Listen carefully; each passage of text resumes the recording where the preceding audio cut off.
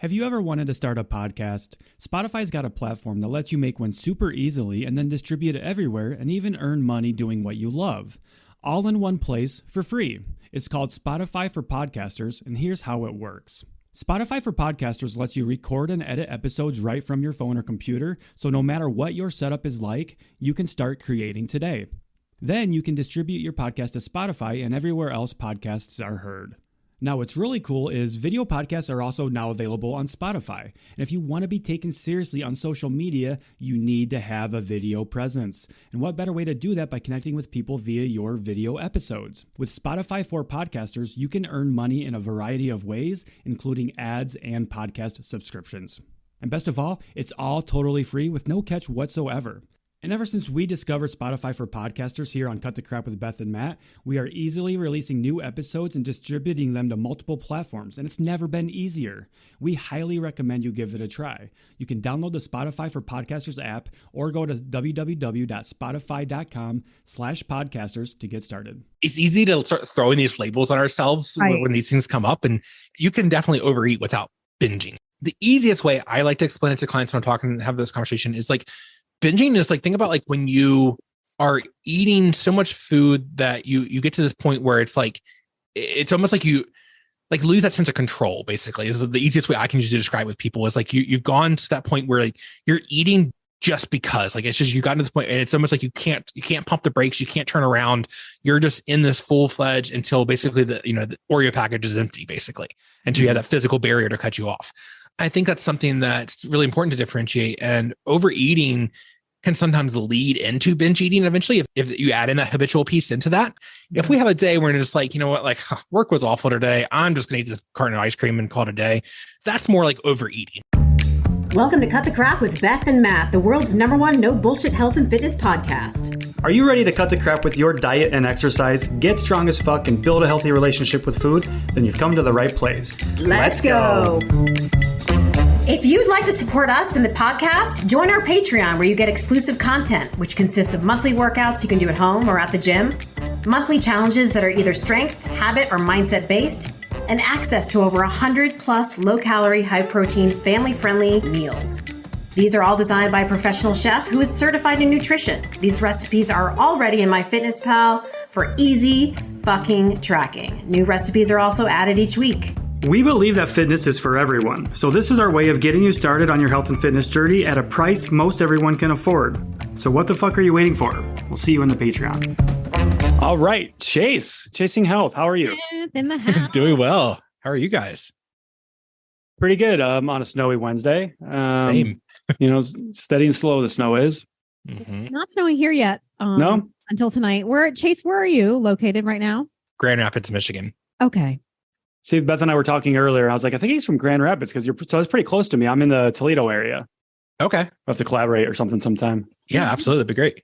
Just land back there? Are you now there for good? For now, yes. So long story short, I grew up in Virginia my entire life and moved up here just because of a friend. We were both planning on moving either to like Austin or Colorado or something like that. We had a plan to move somewhere else, but he had to be here for a while longer. So we moved up here. And then just financially, we weren't in a good spot to move just yet. So we were like, all right, let's just stay here in Grand Rapids for a little bit longer, work on the business side of things, because he's also a coach as well. And so once we get that nailed down, we're hoping to move maybe somewhere warmer or, to somewhere at least where it's going to be fun and cold. Yeah, just cold and snow is just for the point of having cold and snow is not fun. No, exactly. You can't go hiking or anything like that. Like exactly. No, I went out. Yeah. Yes. I want out already and it's... Yeah, you've been getting hammered with snow. I'm done. Yeah.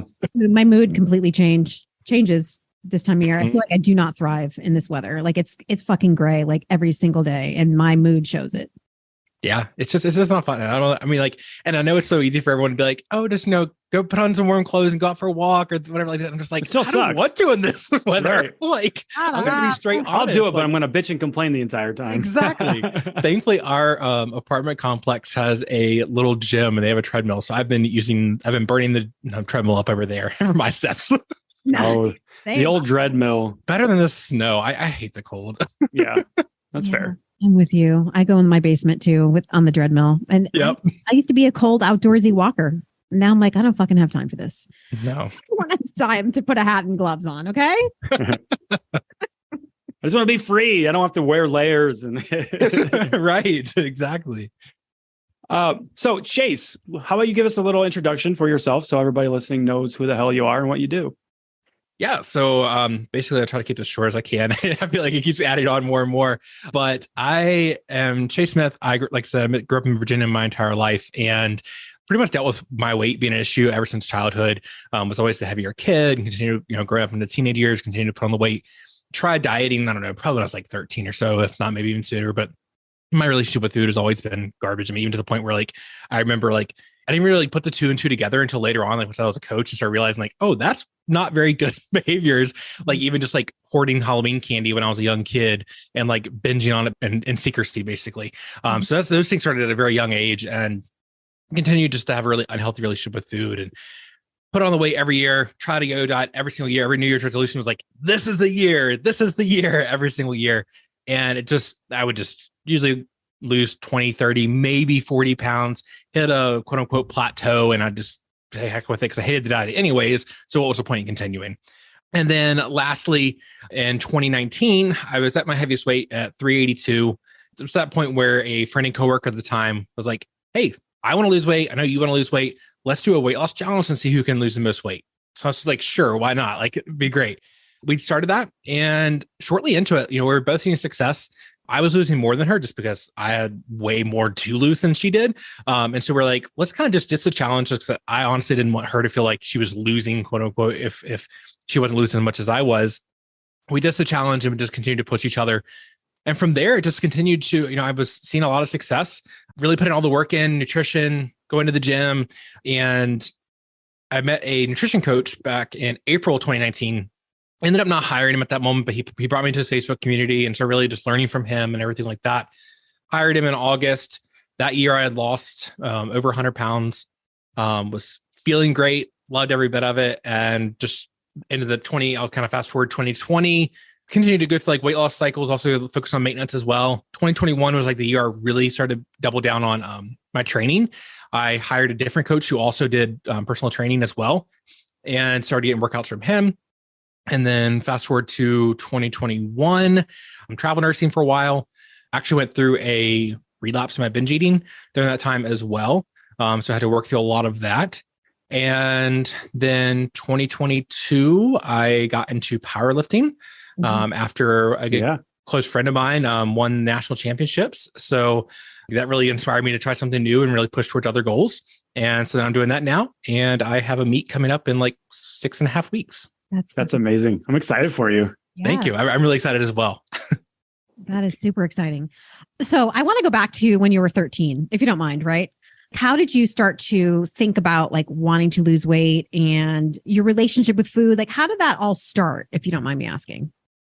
Yeah. So, I mean, I remember, gosh, like both my parents have, I don't want to say they were like unsupportive. They were both like supportive and they just probably didn't know like how to, like they both had slight weight issues themselves, but they were supportive, but I guess they just don't know how to really like, how do you help your child lose weight? Like, right. Not everybody like really like understands that completely to a healthy way.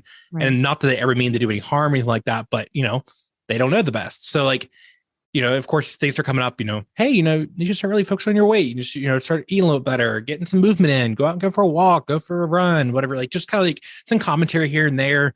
I even remember when I was probably like, oh gosh, maybe 14, 15. I don't remember exactly what it was, but it's weird how there's like one memory sticks in my head. Mm-hmm. My grandmother, God rest her soul, she made this comment when she was hemming my jeans because I have no legs. And so I had to get my jeans hemmed by her. Mm-hmm. She made a comment once. She was like, this is a lot of fabric. Mm-hmm. Totally not mean any harm. Mm-hmm. But of course, to me, it really kind of hit a little deep there. And so that was all around that same time when I was just starting to really notice, like, I need to get healthier and do better. The first diet I really remember doing was my mom had ordered some Nutrisystem meals for herself. And to me, 13, 14-ish years old, whatever it was, I was like, oh, so you eat these meals and you lose weight. Like that, like there was no correlation like what they meant. It was just like, these are some special meals. You saw the commercials on TV, like this person ate Nutrisystem lost, 100 pounds, whatever it was. And it's like, to me, it was like, all right, I'm going to eat this food and I'll lose weight. that's one of the first memories that I had of like my first dieting experience. And then just continued to like kind of dabble in other sorts of diets, Weight Watchers, Atkins diet, Slim Fast shakes, all the things throughout the next couple of years. Okay. Yeah. That's as a young child, that's a lot to handle, especially when you're going through like puberty and all that kind of stuff, you know? It's a confusing time. Yeah. Yeah. And you mentioned binge eating. I don't think we've ever talked about binge eating on this podcast. And when did that start for you? I didn't really notice to its fullest extent. So I was probably about 15 or 16, which I'll cover in a second. But like I mentioned, now that I look back, I think even when I was a child with the Halloween candy stuff that I was telling you about, like, I think it was even like back then, I was really binging and just never really recognized what it was. But then so I did not make this connection until a couple of years ago when I relapsed, about like when I put two and two together. But it's weird how like, and I've never like, and I'm actually starting to go to therapy, and next week I'm starting back with a therapist to start kind of work on some other things as well. But for some reason, like the connection of freedom. And what I mean by that is when I was turned 15 and got my learner's permit, then my license, around that time, that was also when I realized like, hey, I'm out and about. No one knows what I'm doing. Nobody can see what the food I'm eating. I can go through the drive-through. I can stop at the gas station and get junk food, candy bars, whatever it be, soda. No one will ever know. I'll dispose of the evidence, and it just never happened. Mm-hmm. And that was like when I first started to notice this like downward spiral into binge eating and just not having a very really healthy relationship with food at all. When I realized that, it was because back in 2021, like I mentioned, I started travel nursing. And again, here I had freedom. Mm-hmm. I was living by myself. You know, I've been living with my mom for a while. We owned a house together. And when I moved out to go travel nurse, I had my place to myself, and that was there again. And I was also in a brand new area with brand new restaurants. I don't know if either of you have been to Charleston, South Carolina, but restaurant capital of the world, like all the amazing food out there. But that was my first assignment there. And, you know, everyone, when you ask somebody, hey, what do I do here? Oh, the food. And so I'm going out trying all the places. And next thing you know, I'm back in a binge restrict cycle again. But that's probably the biggest trigger that I've noticed from that. So how did you become aware of that? Were you knowing that it was happening when it was happening, or? So when the first time around when I was like 15 or 16, I just knew I had a bad relationship with food. I didn't really know like what binging was or at the moment. And so when I went through it in 2021, I definitely knew it was, because when I started my journey in 2019, I was doing really well. Like I had a couple slip ups here or there, but it was nothing consistent, like actually going back into full on binging, like on a routine basis again. Mm-hmm. And so when this happened again, initially I seeked out therapy to start kind of working through, figure out what's going on there, to talk through some of those things. Didn't have a great experience. That's just because of my travel nursing, and you have to find someone in the state, and you're moving, you have to change therapists, all that jibber jabber. I think it's crazy how complicated they make it, but so that didn't work out great for me. But then actually during that time, in conjunction with my regular nutrition and fitness coach, I hired a binge eating coach during that time as well for a short period, and found that really helpful just to work through some different exercises and things that she helped me with. I also, and it's from the company, I actually read the book. It's called The Binge Code. I don't know if either of you have heard of that book, but it's a phenomenal book. Would highly recommend for anybody that's struggling with binge eating. It's one of those books I definitely read, and I was like, man, I feel like they wrote this book about me. Like everything that they talk about is spot on. But I hired one of their coaches through their coaching services they provide, and really helped me get through a lot of that. And, you know, even to this day, like I still have my times when it comes up here and there. You know, I was always a stress eater, emotional eater. And so just sometimes, like, you know, old brain likes to be happy and go back to those old habits. So it's something I continue to even work on to this day sometimes. There we go. I just looked up the binge code too.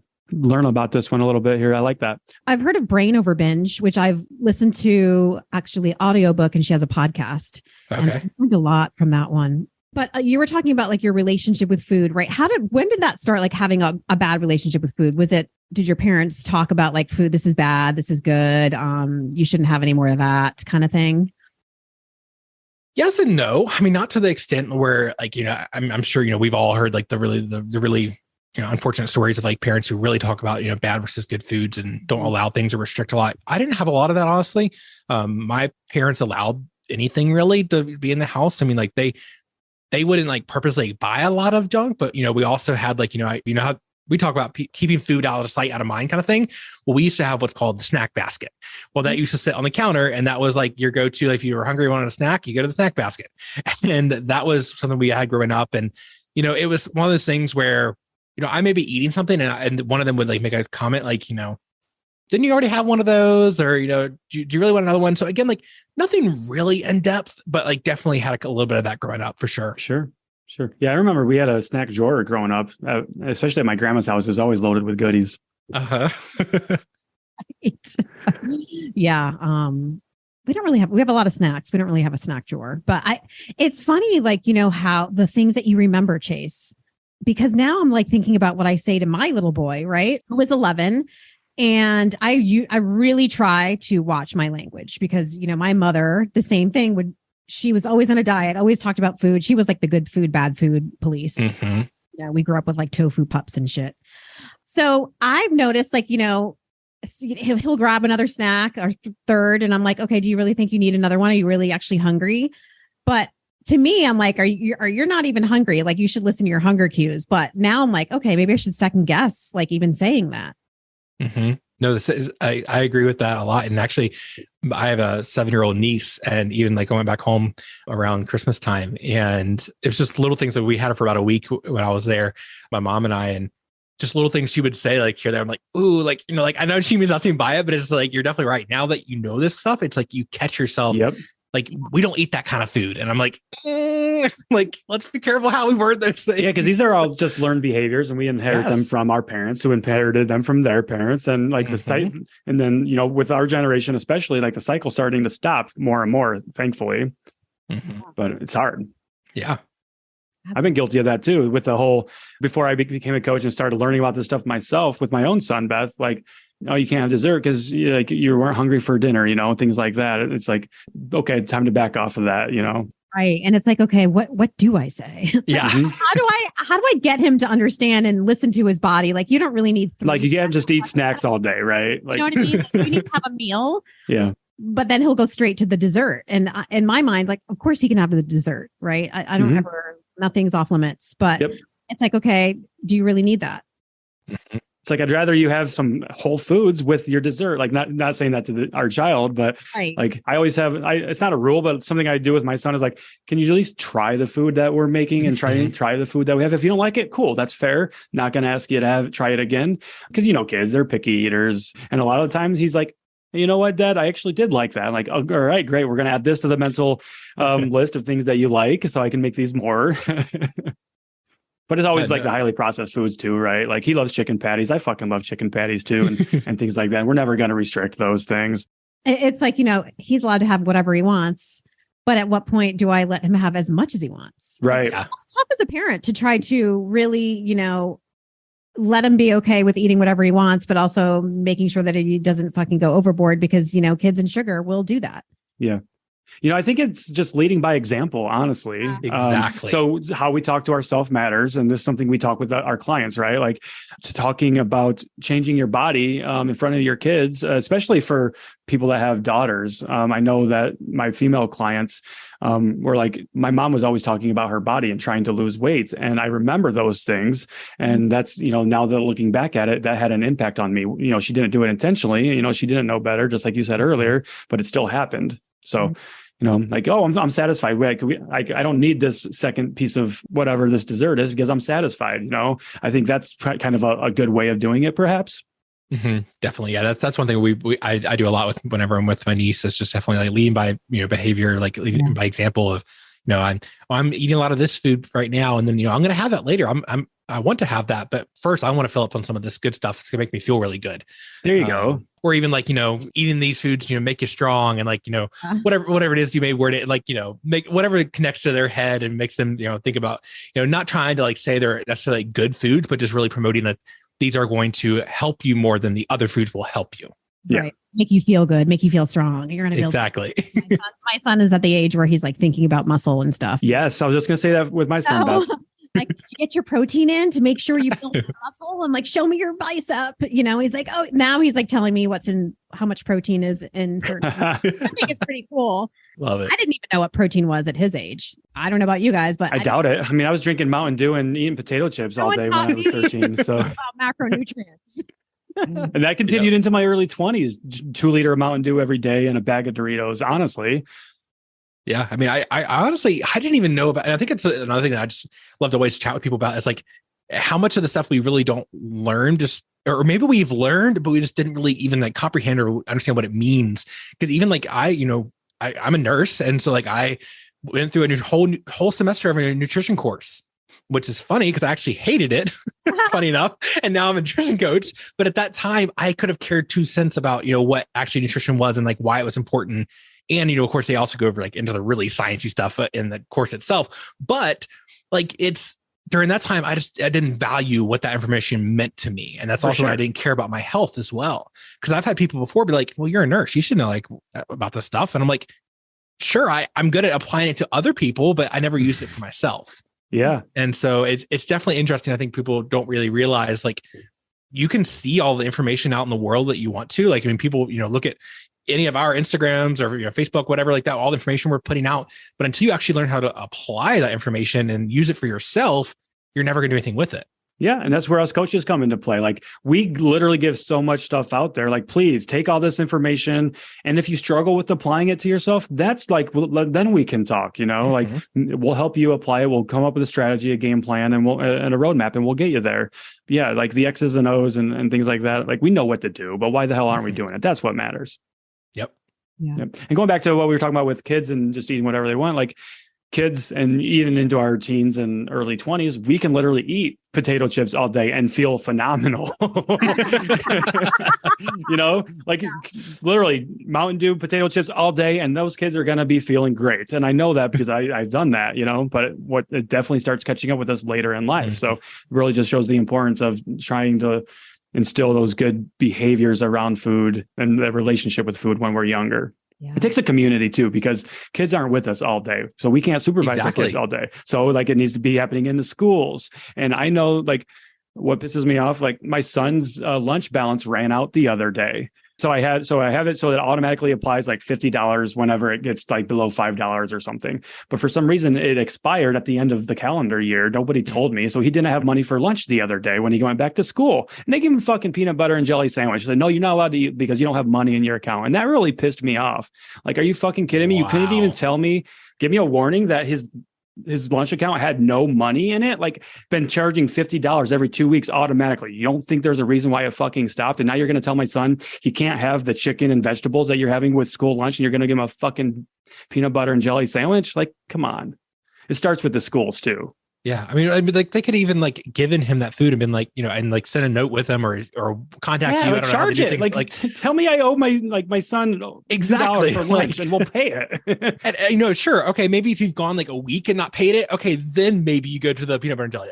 Again, not saying I agree with that, but like, okay. Like, but the first time, come on, like that's ridiculous. Yeah. And so I know, I also know as a child growing up, I received free lunches for many years, and I definitely felt the shame with that. And then we moved up to 40-cent lunches is what it was. And then we really started, we had it made because we started paying full price when we got into high school because our parents were doing better. But there's a lot of shame that's involved in kids in school too, with food and our financial, social status and things like that. And that all impacts our relationship with food too. Mm-hmm. It's just all this little stuff that people just don't think about. But I think it's also one of the coolest things to like, I know like when I start working with a client, I'm sure you guys could agree with this as well. It's always really interesting to start digging into that stuff at a little bit deeper level. And then you start seeing all those like connections start snapping off in their head. And like, that's where that came from. That's where that came from. And like all these little things, totally. Like, I that's why I encourage people all the time, like have someone to talk to, whether it is a coach, a mentor, maybe it's a best friend that you actually feel comfortable talking about these things with. Maybe it is a therapist, whoever it is that you want to talk to. Like a lot of times, all of these behaviors are learned. And so we have to learn where they're actually coming from. And so that's one of my favorite things to do with clients now. That you should dig deeper and figure out where that stuff's coming from. Yeah, because kids are naturally intuitive eaters, and then us adults go and fuck that up for them, honestly, or society fucks it up for them, and then we're striving to get back to what we were as kids, which is eating intuitively, mindfully, and eating when we're hungry and not eating when we're not. We fuck it up ourselves as adults for our own kids. Mm-hmm. Now with like binge eating.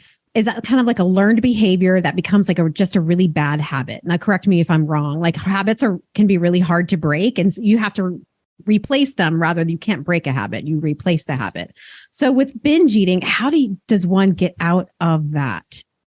So I think, first, I always, and this is actually something I'll give credit where credit's due. I know you guys have had Jared Hamilton on the show. This is something I learned from him and I've continued to carry forward in my own life and also with my clients as well. And when it comes to binge eating, you really first have to figure out why you're binge eating. Because it comes down to like one of four or even multiple of the four big reasons why it's happening. Two of them are like pretty easy to control and like fix, and two of them are a little more complicated. Two of the easier ones to fix is one, you're probably not allowing yourself certain food groups or you're restricting certain types of foods. If you're someone who never allows yourself to have carbs, or let's use cookies, for example. You say you're never allowed to have cookies, and then you finally do get access to, a plate of cookies, you go, dive headfirst into that entire plate, eat the whole thing because you've restricted yourself for so long from them. So restriction could be the first one, or you're just not eating enough, period. If you're eating 1,000, 1,200 calories every single day and you're restricting yourself, like, sure, anybody can do that for a certain amount of time, but at some point you're going to burst. Like, I love using the analogy of like, imagine like, when you're swimming when you're a kid, you have the beach ball and you shove it under the water and you're trying to hold it under the water as long as you can, keep it down there, and eventually it just blows out, from underneath of you out of the water. Yeah. That's eventually what's going to happen with your food as well. So you can only control that for so long. And then the more complex ones are, one, maybe it's your identity piece.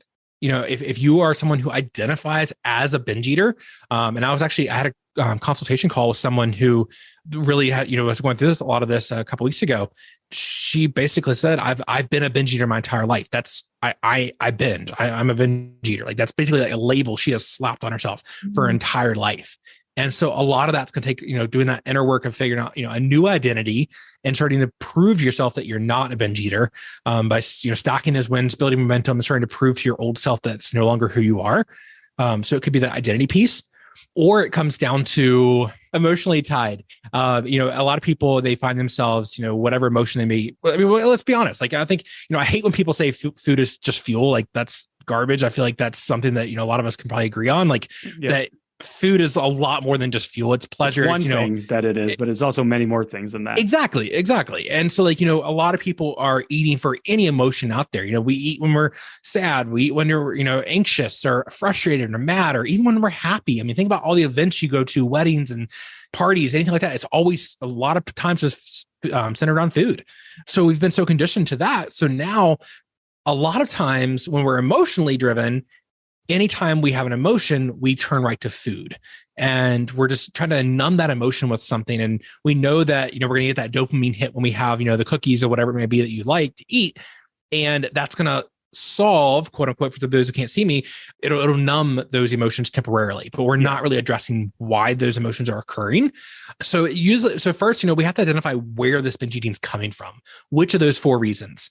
Once we have awareness of where it's coming from, then we can start to dive in a little bit deeper and figure out how we can address that. And it's not an easy black or white thing. It's not something that's going to be fixed overnight. Beth, to kind of go back to what you were saying about in the beginning about, where it's almost like a learned behavior into a habit.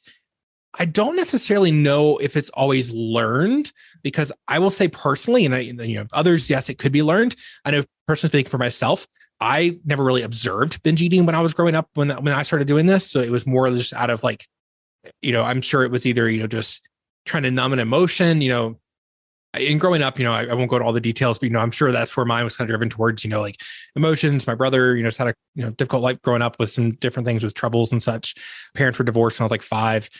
So like a lot of those things going on, I feel like I definitely probably leaned a little bit more in towards like the emotional eating piece. And that's where it ended up turning into that binge, because I was getting that dopamine hit every time. And it was like, that feels good. I can control that food. And maybe I can't control all the stressors that are going on in my life right now, but I know I can eat those Oreos and feel amazing in the moment. Yeah.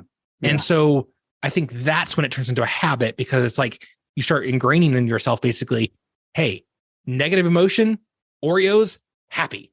And it's just like, and then before you start realizing what detriment that's now causing to your body later on in life, that's when it's become such a strong habit that it's now, habitual basically. Yeah. So essentially it's a response. Eating causes a parasympathetic response. It actually calms you down. So if you have a lot of stress, if you're super emotional and things, that's why people turn to food. The act of chewing. That reason. Mm-hmm. Totally. And which is another reason why like chewing your food and eating mindfully and slowing down is so beneficial, because it helps to manage your fight or flight response and your cortisol and things like that.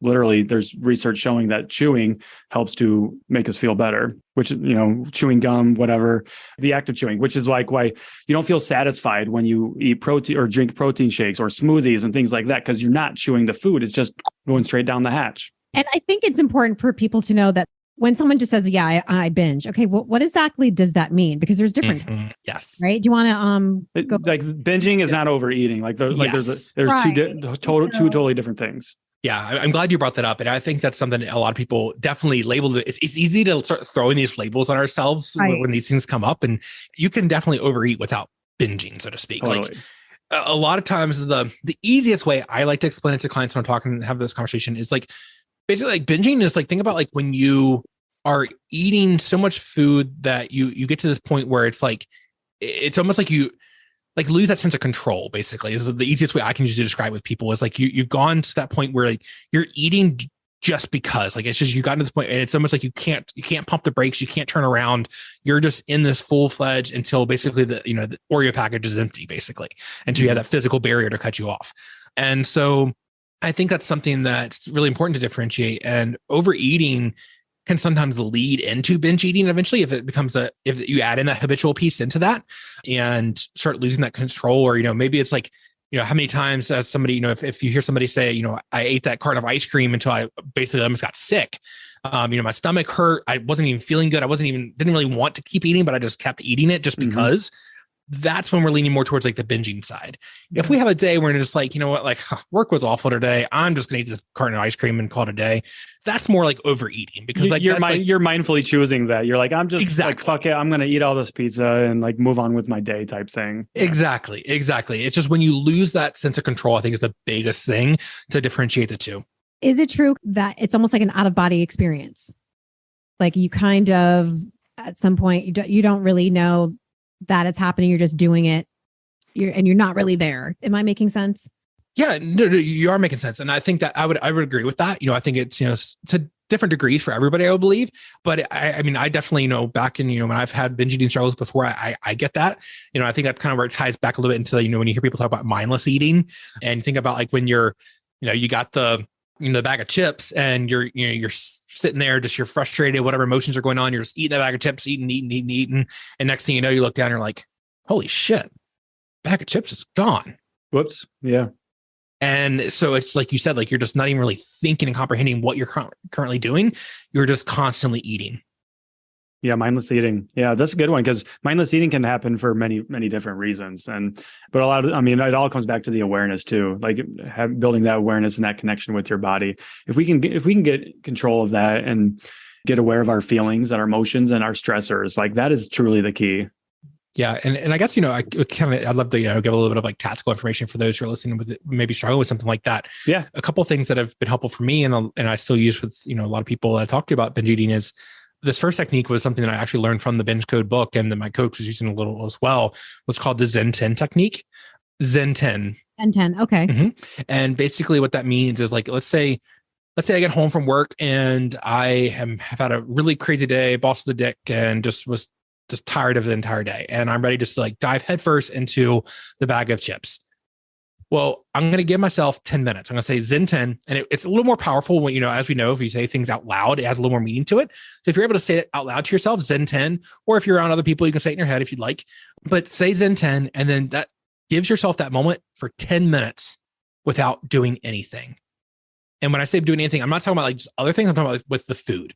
And also during that 10 minutes is removing yourself from the room where the food is at. Don't say Zen 10 and stare at the bag of chips in the pantry for 10 minutes.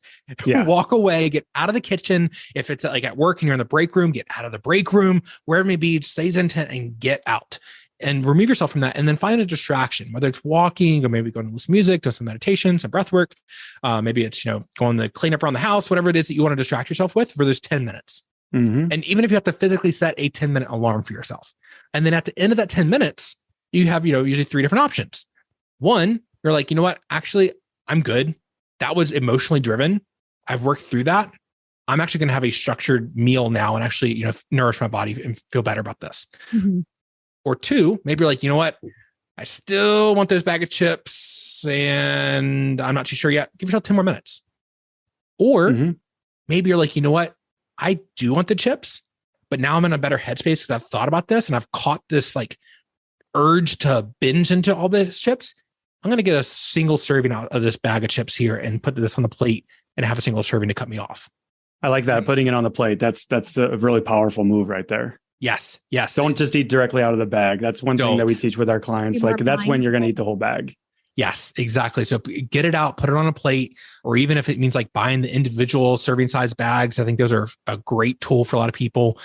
So that's the Zen 10 technique, basically just allowing yourself that space and that time to really work through those emotions that are currently going on in your head. And I'm not saying, some people are probably like, oh yeah, that's easier. Yeah, it is easier said than done. Are there going to be times when you get home and you dive into the chips and you're like, oh, forgot that Zen 10? Yeah. Yeah. There's going to be those times that happens. And that's okay though. It's putting in those reps and showing yourself that, eventually you are going to start breaking that pattern a little bit more. Yeah. Another thing to help with the awareness, and it's just creating some sort of boundary for yourself. I mentioned earlier, like the concept of out of sight, out of mind. And that's another thing I encourage a lot of people to do is like, if like, let's say, going back to the chips example, let's say if chips are your food that you find yourself always leaning into and binging and mindless eating, then don't put them first thing in the pantry. When you open up the pantry, when you get home, that's the first thing you see. How about we put them up like on the top shelf somewhere in the back of the pantry where you don't have to even see them. Like you have to actually physically think about them before you want them. Mm-hmm. And then, I always jokingly tell people, like the random like cabinet doors a lot of people have above their fridge that no one can reach to get a chair or something. Your fire extinguisher's up there. Yeah, exactly. Or whatever it may be. Tell me it's not up there. Fucking great place for an emergency. Gee. Hold on, fire. Let me get my chair to get this fucking fire extinguisher. But like I always say, like think about it, you put it up there, and that way, like in the moment when you're like wanting these chips, and maybe you're angry or depressed or whatever it is, the emotion you're trying to feed in that moment. Now you have to physically go get the chair, drag it into the kitchen, get up on the chair, reach up and grab it out of the pantry. You have to do all these steps, and this allows yourself more time to think. I agree. That's really powerful. Like taking the snack drawer or the snacks that are on the counter, putting those in the pantry, and then putting your healthy snacks like the fruits and things like that. Put those on the cupboard and in plain view, because if it's out of sight, like you said, it's for the most part, it's out of mind. And it does, if you do want it, cool. You're going to be thinking more about it because you have to go through those extra steps. Totally. Yep. And you might get to that, third or fourth step and then be like, wait, why am I doing this? Do I really want this? Yeah. Do I really want this? Yep. So that was Zen 10? Zen 10. Zen 10. Yeah, I was like looking it up really quickly there. I couldn't find it, but because there's a similar technique that we use in mindful eating, and this is what we teach too. This is a very basic mindful eating concept. It's called the stop skill. So essentially with mindful eating, we're saying you can eat that food, whatever the food is, but we're going to do it mindfully. So we do that. So stop is just an acronym for select, taste, observe, and pause. And so we're going to do this with our first 4 bites of the food. So we're going to choose the food. We're going to be very mindful and selective of it. Is this the right food for me in this moment? Is this what I want? Is this going to treat my body well? So we notice all the colors, textures, and things like that. Then we go on from there. Then we taste it with those first 4 bites. We don't just inhale it, right? We take our time tasting it. Then we observe. So we observe like what's happening around us while we're eating those foods. We observe our emotional state, our mental state. And then we pause, like when we're eating it too. Before we swallow, we pause and we think about these things all over again. And that sounds very similar to that Zen 10 technique. And I really like that. And that might be just something from the binge code. That's why I don't know if it might be a little bit harder to find because it might just be from them. I know I read it in the book, and then my binge coach brought it up about that. Okay. And then I want to get this book. Yeah, it's really good. Like I said, it really identifies all the reasons that like people a lot of times will struggle with binge eating. And then like one last little tip I like to always share, like another way to create that moment to allow yourself to think is I always like to tell people like get a little like fridge magnet, like say, or something like that just reminds you of like just giving yourself a moment to think. If you find yourself going to the fridge often, to binge or whatever it may be, or mindlessly eating. Maybe you get like, I don't care what it is. I don't care if it's a unicorn, a rainbow, a fairy. I don't care what it is. Just something that what that means to yourself. No one else in the family has to know why the magnet's on the fridge, but you yourself know that when you go to the fridge, you're going to see that fairy and you're like, wait a second. That's my mindful eating fairy. Yes, exactly. And so like have that, or, or it's like, it could be a sticky note somewhere in the kitchen or whatever it may be. And like, for example, a practical example, what I did is when I struggled a lot with my binge eating back in 2021, it was when I was getting off of work from nursing, long stressful day, 12-hour shifts. Most of the time wouldn't even get lunch during it because it's so busy and short staffed and all those things. So I'd get off and I'd be like, just all the emotions. I was upset. I was frustrated. I was sad, depressed, all the things. And so I'd get off work and I would just want that instant dopamine hit.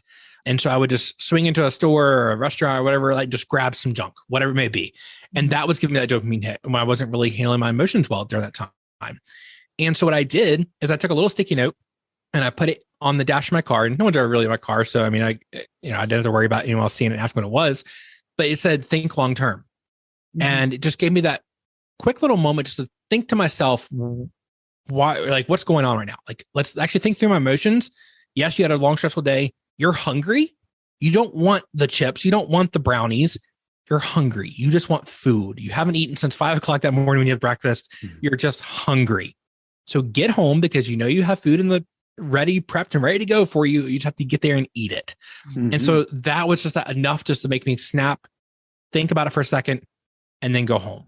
I like that. So just find something and put it where, identify again, this is where like just being really aware and knowing where these times are coming up for yourself. When you find yourself overeating or binge eating, identify when that's happening and figure out how you can create some sort of awareness in the moment when that happens. That pause, that pause is very important. It really is. Yeah. I love that. So moving away from the binge discussion, I'm really curious, how did you go from being a registered nurse in nursing and being a travel nurse? What made you get into, start chasing health and start helping other people? Yeah. So I actually, so after my own weight loss journey in itself, or, after I lost a good bit of weight, everyone was asking, how'd you do it? How'd you do it? At the very beginning. And so I was just helping a lot of people just getting started, kind of telling them what I was doing, sharing my own story and like how I did what I did and helping people with their calories and things like that. And then, that's when my coach at the time was like, hey, like you just maybe think about doing this, like and actually helping some people, like and actually doing this like legit. Nice. Instead of just kind of being a friend on the side, basically. And that's when I went and got my certification for nutrition coaching in June of 2020 and started my own business. And it was more just a side gig for a while. And as I was doing more nursing and continuing to grow my business, I'd had like thoughts of like wanting to do this like full time. And I wasn't sure if it would be really possible or how I'd be able to grow it, to the point where it could be a full-time business. And eventually, after going, talking with some business mentors and such, I eventually came to the conclusion like, all right, I can do this. It's going to take, some strategy, but we're able to do that. But besides the business point in itself, I always like to point out the main reason why I wanted to do this was I almost look at it as like, we're not practicing medicine, but I always compare it to preventative medicine, basically. Yes. Yeah. And actually it's funny. I just read a blog article about this the other day along the same lines was, I called it like catching you before you're on the hospital stretcher in front of me, basically, because I remember so many times after I was already a coach and I worked in the ER during this time. And there were so many times where patients would come in for whatever it may be, and besides like the traumas and things like that, but like the things like, like due to like chronic illnesses, basically lifestyle stuff. Exactly. Like they'd be in front of me. And I'm just thinking, and just I had this like little thing in the back of my head being like, what if somebody was there for you 10, 20 years ago to stop you in that moment and steer you in that other direction? Mm-hmm. And so I was like, man, like I love being able to be that person to help that person earlier on before they get to that point.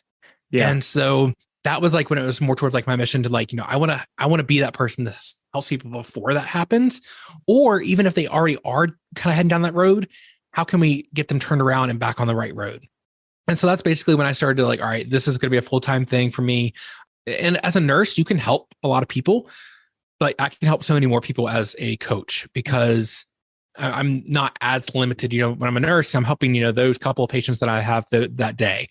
And as a coach, I'm building up a team of clients with, I have an assistant coach now. So like, it's just continuing to be able to spread even like my Facebook community and things like that. Like I'm able to help so many more people and it's so much more rewarding in this aspect. And not to mention, I want to go down the rabbit hole, but nursing burnout was getting pretty real too. So I can imagine, especially when you were doing it. Yeah, in the last few years. I imagine like 2021, 2020, it was pretty emotionally hard being in the health industry. Mm-hmm. Yeah. And it's funny. I actually, so I was working, my first nursing job was nursing home, working for a couple months, but then I went to psych nursing, and I worked at a state psychiatric hospital for about 3.5 years. And then at the end of 2019, I pivoted to emergency nursing, and literally just like, I got off orientation probably like January, February of 2020. And it was like, boom, here's a pandemic for you to handle now too. So my ER nursing job became very hectic and very different from when I started just a couple months prior. But yeah, definitely a lot of emotions and things at both as a nurse and as a patient, of course, from both sides of it. Yeah. So what kind of clients do you like to work with? I like to, I'm not saying like that, exactly like me, because I feel like, and I would say I work primarily with women, but I like to look at, those who have to lose a lot of weight, kind of like where I was back on my day one. A lot of the clients that we work with have 50, 75, sometimes even over 100, 150 pounds to lose, and have, a lot of either, emotional eating struggles, maybe some binge eating struggles. I always tell people, we have to have those under control at some sort, whether through therapy or something like that, because there's a lot of scope. Mm-hmm. But I love helping those kind of people because it's where I used to be at. And I feel like a lot of those people have been down the same road that we just talked about, like the years and years and years of all the different types of diets, and just feel like nothing works for them. And they just want that quality of life back. And so that's who I love working with now. Well, truly a lifestyle change. I love that. Yep. Yeah. Chase is going to help a lot of people. Hell yeah. I love the content you put out there. You're a good writer too. I really, that's what it's always caught my eye about you, especially being friends on Facebook. You put out a lot of good content out there. Thank you. I've been trying to get better at the writing. I've been actually taking a little bit of a shift on my focus more towards longer style writing. Like I said, I just put out my first blog article last week, just like awesome. Trying to get more towards a long form writing. I just feel like it just, I don't know. I love the video thing. Don't get me wrong. And I was dabbling in the TikTok stuff and I still am, but like, it's just, I've found it a lot easier to connect with people when you're not stuck with a 30-second video. And you can't write out. There's no context. You can't you can't build that connection. I'm right there with you, man. I'm so against, like, not against videos and things like that, but I just don't want to make video content right now. So I'm doing the writing and things like that too. Okay. I'm glad I'm not the only one. I just I'm right there with you, man. I don't know. I built an audience on TikTok, and it's just like, I felt like everything's just so superficial there. And it's like, you're just like begging for people to watch you for like, half a second to catch their attention. And I don't know. I feel like the kind of person I'm going to work with is actually willing to sit down and read a 5-10 minute long article rather than invested in it. Exactly. And that's the people who I want to help. They're actually ready to make that change and not looking for just the next quick fix. Because honestly, my thing is, if you're expecting to learn everything you know about dieting from a 30-second TikTok, yeah, I don't know. I agree. Like, I don't want to make another 5 tips to lose fat video ever again in my life. I'm sure I will at some point. Yeah, exactly. Like, that's how I got started. I mean, TikTok was great for that. I know. So I'm not saying this to like shit on TikTok, because obviously that's how Beth and I got started. Yeah. But it was great for building, I guess, a community. And the community can't just be on TikTok though, because there's no longevity there. Exactly. We have the fucking attention span of a gnat on that app, 5 seconds. So, and then you lose them. Exactly. So that's where I've taken that pivot here lately. It's just trying to get to more long form and really just getting into the podcasting a lot more and just really enjoying that part of it. And we'll see where it goes. I feel like it's always changing every day. Right. Right. Yeah, you've got to be able to adapt quickly in this industry. Yep. Absolutely. Really quickly, I'm curious, when's the powerlifting meet? Yeah. March 11th. Dude, that is like within a few days of when I did my first powerlifting meet last year. Oh, really? Yeah. Nice. Yeah. Nice. So because I went and visited Beth like the day after, the second day after that. So I did my first one last year. Is it local to you? It's closer to Detroit, so it's about like 2.5 hours away from me. But March 11th. Do you have a support squad coming out to see you? I was going to say, Matt, go. I mean, Detroit is an hour and 20-minute drive for me, so I'm thinking like, dude, maybe I come out and watch you compete. Cool. I wish I could. We have. I think there could be a couple people going out. It actually worked out really cool. My coach is an online coach, but she lives in Detroit. So I met her once already when we were over there for something. We went and worked out at her gym with her, and then she's actually gonna be able to handle me on the powerlifting meet day. So that's really cool. Instead of having to have good that you have a handler. I went solo because my coach was in Florida, so I was doing a meet day by myself, which I definitely don't recommend because you don't want to be stressing about all that shit. You just need somebody there that's going to give you all your snacks, all your fuel, all your water. Like, please just keep the gummy bears coming. Lift that. do this. Yeah. Got it. That should be your only job. Show up and lift that heavy fucking weight. Exactly. Are you a USAPL or? Yes. Okay. You got your singlet picked out. That was so weird for me. Like, man, do I have to really wear a singlet? You know? Yes, I have one. Am I happy to wear it? No, not at all. Yeah. That was outside of my comfort zone. Absolutely. Yeah, I put it on again the other day. I was just wanted to try it out, and I was like, yeah, this is just not my thing. But piece of advice: be very mindful with the socks you choose. Make sure they're regulation, because they weren't going to let me compete with my socks, but I stretched them so far up to cover the full leg. Because for deadlifts, that's why they require those, so you don't get blood on the bar. Yeah. Well, it's funny you mentioned that. Actually, I was just watching my coach just competed in a competition a couple weeks ago, and I was watching the live stream, and they called out somebody actually having too long of socks then, because they're like, really. It can't. Because then it counts probably as like a full piece suit or something. I don't know. It went up above his kneecap, so they're like, next time push it down below. I'm like, yeah, because that little bit of elasticity right there is going to add that extra bounce in your. Who knows? Yeah, but no, I'm really excited for you. Yeah, thank you. I went to nationals last year with my friend, and then she went to Worlds in Australia, and that was super cool to see. And now I'm just ready to get out there for myself. So it's really exciting. I've never watched a powerlifting event in person other than participating in it. But I was addicted to the atmosphere. Like it's immediately after I was I'm fucking doing this again. I haven't done it. I don't have any plans to compete again. I'm sure I will one day, but just the excitement and the adrenaline was worth it. Yeah, it definitely is very contagious. That's why after that, I had no plans on powerlifting. And then after that first nationals meet that I went with my friend, and she won, like, it was just that atmosphere, everyone just cheering on. I feel like it's like, yes, you're going up against everybody. It's just like, everybody wants everybody to do so well that day. And that, I love the atmosphere. Yeah. I know you're still 6 weeks out, so you probably haven't talked about game day numbers or meet day numbers or anything. Is the goal just to green light and get the first successful meet under your belt, or are you actually going to try to go for PRs or anything like that? Probably some personal PRs for myself.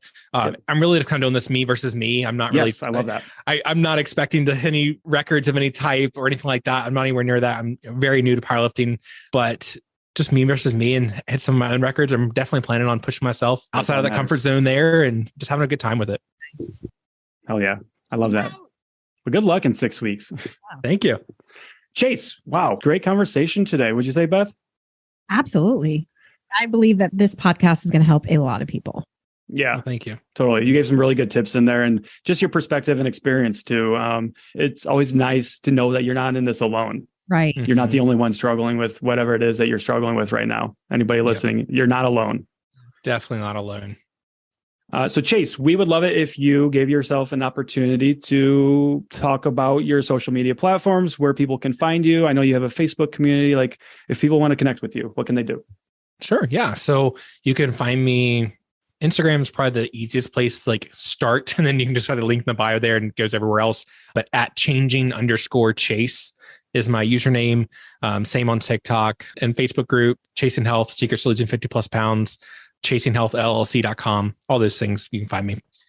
Okay. Instagram's the best place to start. Okay. Always. Do you have exciting announcements or anything coming up? Anything that you're working on that you're going to be releasing soon, or you're just plugging away, just doing the damn thing and helping your clients? try and just help, really focus on the clients, and also, I have an amazing assistant coach, Abigail, absolutely crushing with her clients as well. And we're just working on, trying to help as many people as we can. And a couple things here in the works in the upcoming, but things that are still in the works, I'm not going to announce just yet. Sure. You can keep an eye out, give me a follow, and you can keep an eye out for those things. There you go. No. keep them on their toes. Yeah. Love awesome. Well, thanks again, Chase, for your time today. It's been a pleasure chatting with you. Absolutely. Thank you guys again. Thanks so much. Hope you enjoyed this episode, so why not share with a friend who needs to hear it? Send us a DM on Instagram or email us at cutthecrappod@gmail.com and join our Patreon at patreon.com/cutthecrappodcast. As always, we appreciate you and thanks for being here.